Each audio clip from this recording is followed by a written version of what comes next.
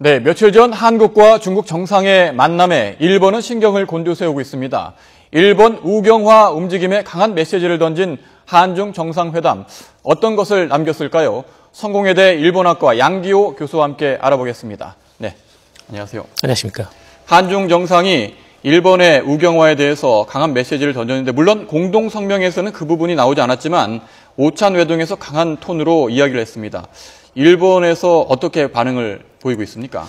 맞습니다. 이제 비공식 오찬에서는 상당히 밀도 높게 일본의 집단적 자위권하고 그리고 이제 일본의 우경화, 네. 역사 왜곡에 대해서 밀도 높은 이런 대화가 오갔습니다.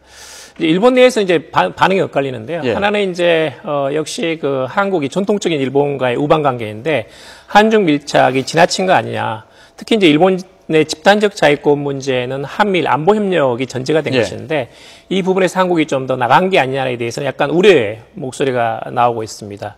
그리고 이제 역시 이제 한중 공동의 역사 연대로 인한 대일 압박이라는 것은 예. 일본으로 상당히 부담이 되는 요인이거든요. 그런 점에서는 이제 일본 내에서도 우려 목소리가 있고, 반면에 이제 역시 한국, 중국, 아베 외교라는 것이 굉장히 글로벌 외교로 할 정도로 굉장히 활약이 있다고 하지만 예. 가장 가까운 한국, 가장 가까운 중국과의 관계를 이렇게 악화시켜가지고 한중 양국이 일본을 압박하는 지금 이 지경까지 오게 한 것은 상당히 문제가 있다.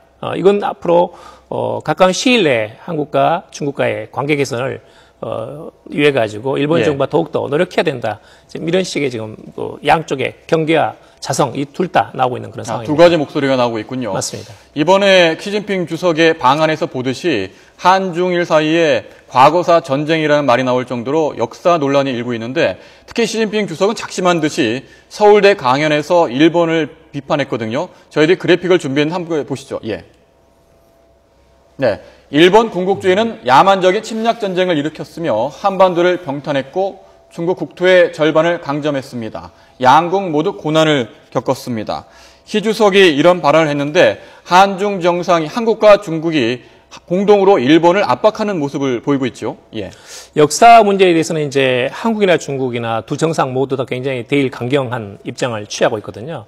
그리고 이제 중국으로서 본다면 전통적으로 지금 한미일 안보 협력이 중국을 압박하는 것이 있고, 예. 또 미일 동맹, 한미 동맹이 중국을 압박하는 것이 있습니다. 근데 그런 점에서 한국을 전체적인 이런 체제에서 친중국적인 그런 중국을 압박하는 시스템에서 어떻게 보다 중국과 가까이 할 것인가에 대해서는 특히 역사 문제는 굉장히 양국 정상의 인식이 일치하거든요. 예. 그리고 이제 중국 국내나 한국 국내에서 여기에 대해서는 굉장히 지지도가 높습니다. 그런 면에서 강하게 이런 일본을 압박하면서 동시에 한국의 어떤 국민적인 정서를 중국에 끌어들일 수 있는 가장 중요한 또 가장 적절한 그런 이슈는 역시 역사 문제거든요.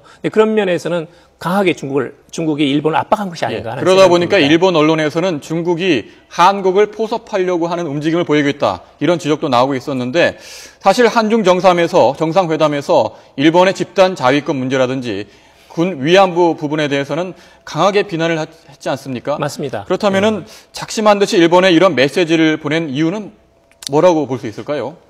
이제 적어도 이제 집단적 자위권이라는 것이 일본 내에서는 여러 가지 이제 사정은 있지만 동북아에서 긴장을 유발하면서 군비 경쟁으로 가는 것은 불가피하거든요. 예. 우선 당장 이제 센카쿠 열도를 둘러싼 중일 간의 도서 분쟁에 있어서 일본이 무력을 사용할 수 있는 근거가 마련이 됐고, 그리고 한반도 유사시에는 자위대가 어떤 형태로든 개입할 수 있는 여지가 지금 그런 빗장이 풀렸거든요. 근데 그런 점에서는 한국이나 중국이나 동북아 평화 안전이라는 측면에서는 우려할 수밖에 없는 것입니다. 예. 그리고 또 하나 이제 지금 이번에 고노다마 이런 재검증을 하면서 고노다마 무력화라는 것이 있고, 일본이 지금 우경화라는 것이 그칠 줄 모르고 앞으로도 개선된다는 보장이 지금 보이지 않거든요. 예. 최악의 경우에는 이제 내년 전후 70주년 한일 국교 정상화 50주년에 아베다마가 나오면서 고노다마하고 무라야마다마를 무력화시키는 그런 면에서는 정말로 한국 중국이 가장 바라지 않는 그런 성까지 갈지 모릅니다. 예. 그런 면에서는 한중 양국이 연대해가지고 미리 쐐기를 박아두면서 정확하게 또 강한 메시지를 공동으로 던지는 것이 낫겠다라는 것이 아마 양국 순회의 공통 인식이 아닌가 하는 생각이 듭니다. 그런데 그런 강한 메시지가 한중의 공동 성명에 나오지 않았거든요. 이 공동 정상회담 자체에서 제3국을 거론하는 것은 외교적 결례에 해당한다, 이런 말이 있어서 그런 부분을 의식한 게 아니냐라는 지적도 있는데 어떻게 보시는지요? 근데 그건 물론 맞습니다. 이제 공식적으로는 이제 양국 정상회담에서 제3국을 지칭해가지고 비난한다든지 하는 것은 일반적으로는 하지 않거든요. 예. 근데 그렇기 때문에 근데 피한 거지만 속내로는 지금 한국도 기본적으로는 이제 한미일 체제라는 게 있습니다. 예. 또 한일 우호 협력 관계라는 것이 있고, 근데 한중 관계라는 것은 어떤 면에서 본다면 이제 이런 북한의 육자 회담에서 중국이 의장국이고, 예. 그리고 한국이 중국에 대한 경제적 의존도는 굉장히 높지 않습니까? 그런 면에서는 이제 이런 경제협력, 문화협력 또는 북한 육자회담 면에서는 중국과의 연대를 강하게 해야 되지만 역시 전통적으로 한미 동맹이 있고 그리고 이제 한미 안보 협력이 있기 때문에 예. 이런 점에서는 한국은 적어도 미국, 일본과의 어떤 공동 협력 관계를 앞으로 유지해 나가야 됩니다. 그런 면에서는 적절하게 대일 비판을 하지만 적어도 공식 문서에는 넣지 않고 간접적으로 이런 그 청와대 외교안보 수석이 말하자면 그 회장 오찬장의 분위기를 대일 비판에 대한 그런 분위기를 전달하는 것으로 메시지를 충분히 전하지 않았나 하는 생각이 듭니다. 어느 정도 수위를 조절했다고 볼 수 있는 거고요. 맞습니다. 중국과 일본 관계를 보면은 중국 정부 즉 관영 매체를 통해서 일본의 전범들의 정말 범죄를 계속 잇따라 공개를 하고 있거든요. 이런 의도가 뭐고 과연 일본은 이에 대해서 어떤 반응을 보이고 있습니까? 지금 전체적으로 본다면 이제 중국 포위망을 지금 일본이 앞장서서 만들고 있거든요. 예. 근데 국제적인 그런 그 연대를 통해 가지고 중국을 압박하고 포위하는 그런 상황입니다. 예. 근데 그런데 이제 중국이 일본을 말하자면 비판하고 공격하는 것은 뭐냐면 적어도 역사 문제에 대해서는 집단적 자위권을 지지하고 있는 미국이라든지 호주라든지 또는 유럽이라든지 적어도 위안부 문제, 전시 여성의 보편적인 인권 문제라든지 또는 전쟁 범죄에 대해서는 일본에 대해서 굉장히 비판적이거든요. 예. 그런 점에서는 중국이 강하게 말하자면 외교전을 펼치고 있는 것이죠.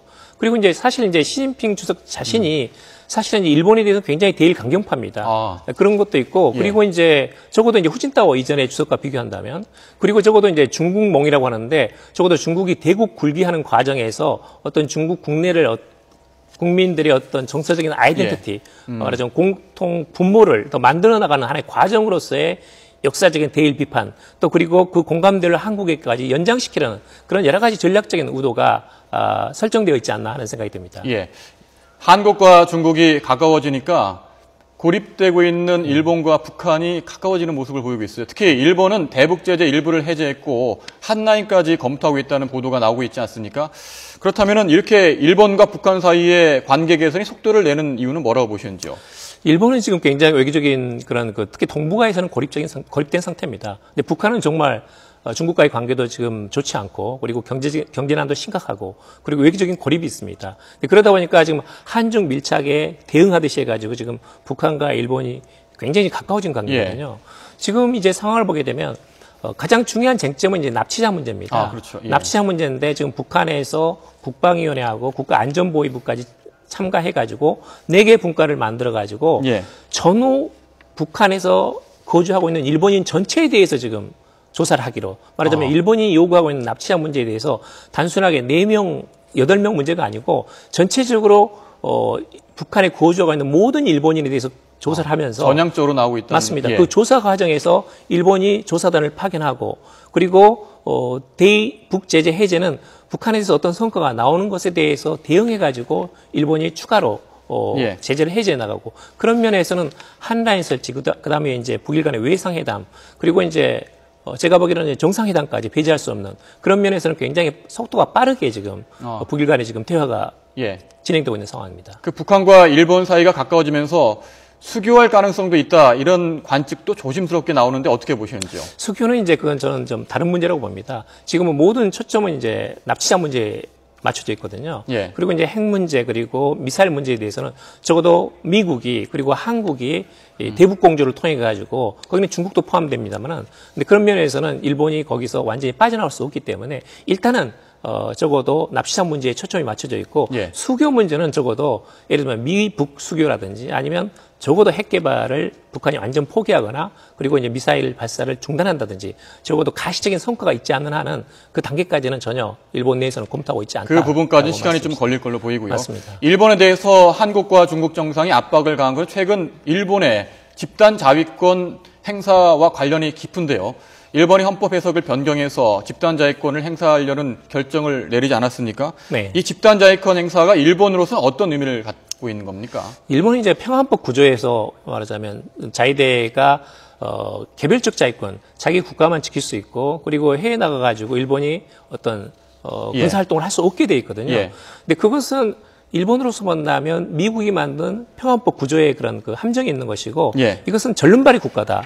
정상 국가가 아니다라고 보는 겁니다. 근데 그런 면에서는 전쟁을 할 수 있는 말하자면 외교적인 하나의 수단으로서의 경제력뿐만 아니라 군사력까지 갖춘 그런 보통 국가를 만들고 싶다라는 것이 하나가 있고 그다음에 또 하나는 뭐냐면 이제 헌법 개정을 하고 싶은데 그것은 사실 어렵거든요. 그런 면에서는 해석견을 통해 가지고 우선 중국과의 갈등 관계를 보이고 있는 도서 분쟁에서 일본이 스스로를 지킬 수 있는 어떤 전쟁 억지력을 갖춘다는 것입니다. 그리고 뿐만 아니라 이제 미국이 요구하고 있는 글로벌 협력, 글로벌 공헌을 통해 가지고 중동 아프리카 지역에서 일본 자위대를 파병해 가지고 어떤 이런 그 세계 국제 질서에 공헌할 수 있는 그런 길을 만들어 나가겠다. 일본 측에서 말한다면 적극적인 평화주의라고 이야기를 하고 있는데 사실은 결과적으로는 동북아에 있어서 어떤 분쟁 가능성을 높인다는 측면에서는 굉장히 바람직하지 않는 겁니다. 일본 내부 여론도 어떻습니까? 이 지지율이 떨어지고 있다는 그런 보도도 나왔는데 저희 그래픽을 준비했는데 한번 볼까요? 집단 자위권 행사에 대해서 니혼 게이자이 신문의 여론조사 결과인데요. 찬성이 34, 반대가 50%로 나왔습니다. 그러니까 일본 내부에서도 이런 우경화 행보에 대해서 비판적인 목소리가 있는데 아베 정권이 왜 이렇게 집단 자위권 행사에 집착을 하는 건지 궁금한데요. 자, 일본 국민들이 이렇습니다. 이전에 자위대라는 것은 가서 일단 근무하는 것이지 해외 나가가지고 전쟁 과정에서 죽는다는 것은 전혀 상정하지 않았거든요. 그런데 지금 집단적 자위권을 도입하게 되면 일본 자위대원이 해외 나가서 전사할 수 있습니다. 이제 전쟁이라는 것을 위협을 피부로 느끼면서 일본 국민들이 상당히 우려하고 있는 대목이거든요. 그런데 아베는 뭐냐면 현실적으로 일본이 제대로 목소리를 내려면 미일 동맹 하에서 군사적인 기여도 공헌도가 있어야 된다고 보는 겁니다. 그리고 사실 지금 센카쿠를 둘러싸고 중일 간의 군사 분쟁이 일어날 가능성이 있는 상태에서 과연 미국이 그 중일 간의 분쟁에 개입할 것인가에 대해서는 항상 의구심을 가지고 있습니다. 미국은 적어도 영토 문제에 대해서는 중립적인 입장을 취하고 있거든요. 근데 그런 면에서는 스스로를 지킬 수 있는 자위력을 적절하게 보유해야 된다는 것이 일단은 명분으로 되어 있습니다. 일본의 그런 명분에도 불구하고 일본이 집단 자위권 행사하면 중국도 가만히 있을 수는 없을 거고 우리나라도 마찬가지 아니겠습니까? 이러고 보면 동북아 지역에서 군비 경쟁이 불가피할 수밖에 없을 텐데 이 부분은 어떻게 보시는지요? 지금 정말 그야말로 전 세계에서 가장 군사적인 긴장도가 분쟁 가능성이 높은 지역이 동북아 지역입니다. 동북아에서 지금 한국, 북한, 중국, 일본 해서 467만 명의 군인들이 상호 대치하고 있고 매년 해마다 2,200억 달러의 국방비가 쏟아지고 있습니다. 그리고 이제 해외에 나가 있는 지금 주한미군, 주일미군 포함해서 약 20만 명이 나가 있는데 동북아 지역에만 6만 5천 명이 포진돼 있습니다. 그런 면에서 굉장히 이게 긴장도가 높은 곳이거든요. 근데 일본은 지금 해병대를 창설하고 그리고 이제 추가적으로 여러 가지 다양한 무기들을 도입하기 때문에 국방비를 앞으로 계속 증가시켜 나갈 겁니다. 중국도 마찬가지로 여기에 대응해가지고 지금까지 해마다 12% 국방비 예산을 증액시키고 있는데 앞으로도 그 비율은 높아집니다. 당연히 중국, 일본이 국방비를 늘리다 보면 한국도 자의적인 차원에서 국방 예산을 늘릴 수밖에 없습니다. 근데 그런 점에서는 그야말로 군비 경쟁으로 갈 수밖에 없는 차원이거든요. 그래서 조금 더 적극적으로 이런 그 집단 안보 체제, 안전 보장을 할 수 있는 기제가 무엇인가에 대해서 한중일 양국이 지금부터는 좀 고민을 시작해야 된다. 그런 시점에 와 있다고 봅니다. 마지막 질문 드리겠습니다. 짧게 답변 부탁드리는데요. 일본 아베 정권이 이런 주변국의 우려에도 불구하고 추진하고 있는 최종 목표는 뭐라고 보시는지요? 짧게 답변 부탁드립니다. 결국은 헌법 개정입니다. 헌법 개정인데 헌법 개정이 안 되니까 해석개헌을 통해 가지고 집단적 자위권을 도입을 한 것입니다. 일본은 이제 적어도 저는 당분간은 어렵다고 보지만 적어도 10년 이내에 헌법을 개정될 가능성은 약간 더 높아졌다 이렇게 봅니다. 오늘 말씀은 여기까지 듣도록 하겠습니다. 성공회대 일본학과 양기호 교수였습니다. 고맙습니다. 감사합니다.